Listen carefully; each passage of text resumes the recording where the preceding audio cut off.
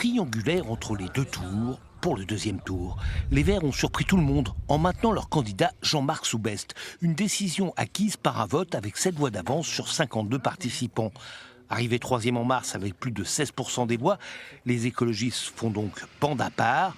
Ne leur dites pas qu'ils se préparent à une cure d'opposition, car ils entendent bien l'emporter. Une opposition, ça a un rôle, mais on ne va pas se contenter pendant cette campagne d'exprimer le souhait d'être dans l'opposition.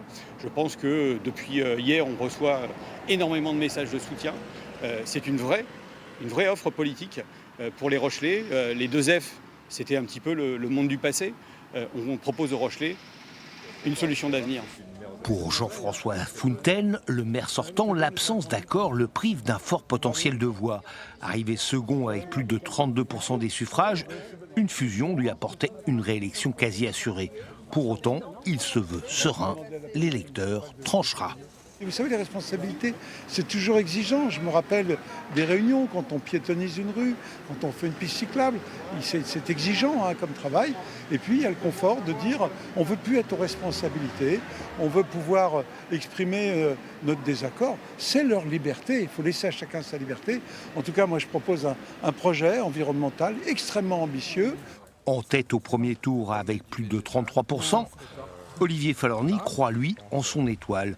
Le maintien des Verts, il ne s'en cache pas, est une aubaine dont il espère bien profiter. On le voit bien, ce mandat aujourd'hui est finissant, j'allais dire agonisant. Donc il faut aujourd'hui porter ce renouveau, c'est ce que mon équipe fait.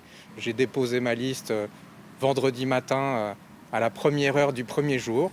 Nous sommes arrivés en tête au premier tour. Il s'agit maintenant de transformer l'essai. Au premier tour à La Rochelle, l'abstention avait dépassé les 60%. Autant dire que dans de telles conditions, impossible d'émettre un quelconque pronostic, si ce n'est que le vote s'annonce très ouvert.